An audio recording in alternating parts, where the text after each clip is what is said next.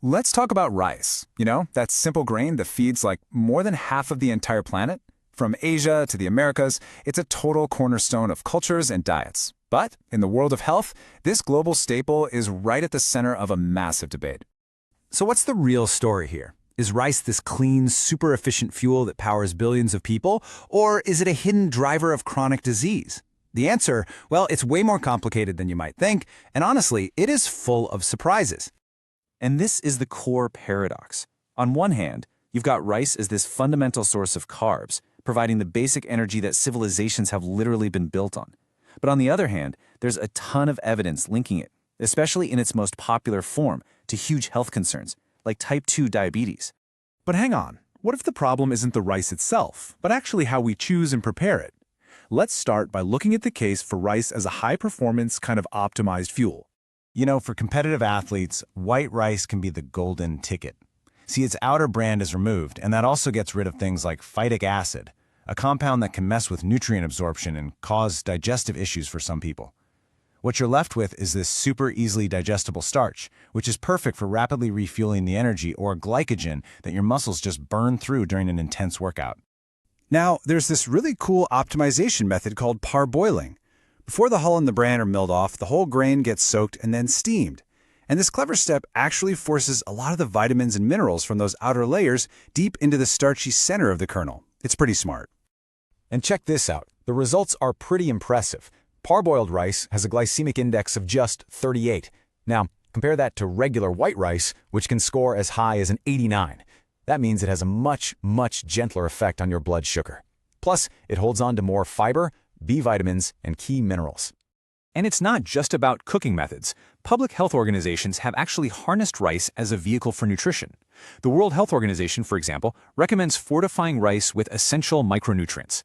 And the data shows this strategy can slash iron deficiency by 35% and give a major boost to vitamin levels across entire populations. Okay, but there's another way to optimize rice that you can do right in your own kitchen.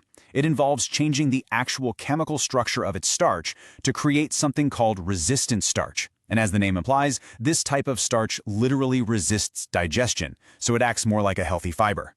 So how do you do it? It's ridiculously simple. You just cook the rice, cool it in the fridge for 24 hours, and then reheat it. By doing that, you can more than double its resistant starch content. This easy trick means you absorb fewer calories and you get a much smaller blood sugar spike from your meal. So these are all fantastic ways to make rice better for us. But we have to face the uncomfortable truth that the vast majority of rice eaten around the world is just simple, polished white rice. And that brings us to its powerful and kind of scary connection with diabetes. And this isn't just a guess. A massive meta-analysis led by Harvard researchers put a hard number on this risk. For Asian populations, who often eat rice multiple times a day, those with the highest intake had a 55% greater risk of developing type 2 diabetes compared to those with the lowest intake. That's a huge number. This all contributes to this really troubling medical phenomenon that's known as the Asian paradox. What is it? Well, Asians have double the rate of diabetes compared to Caucasians, even though they have way lower rates of obesity. How can that be? I mean, the disparity is just staggering. One huge study found that even after you adjust for body mass index, or BMI, South Asians were 3.4 times more likely to develop diabetes than their white counterparts. That points to factors way beyond just weight, like diet. Okay, this chart right here just lays it all out perfectly. For Caucasians, diabetes is usually diagnosed at a BMI of 30, which is clinically obese. But look at this. For Chinese populations, the average BMI at diagnosis is 25. And for South Asians, it's just 24. That's well within the normal weight range. It really suggests something else is driving the risk. And for many, all the evidence points to a diet high in refined white rice. All right, so if plain white rice is a problem, the obvious solution is just to switch to the whole grain, healthier alternative, right? Well, that's where this story takes another sharp turn, and we uncover a pretty dirty secret. So you're probably thinking, okay, I get it. I'll just eat brown rice. It has more fiber, more nutrients, a lower glycemic impact. It seems like the perfect, simple answer. But there's something else we absolutely need to talk about. And here's the problem: arsenic. See, rice plants are uniquely good at soaking up inorganic arsenic, a toxic heavy metal, from the soil and water. And it concentrates in the outer layers of the grain, the bran and the germ.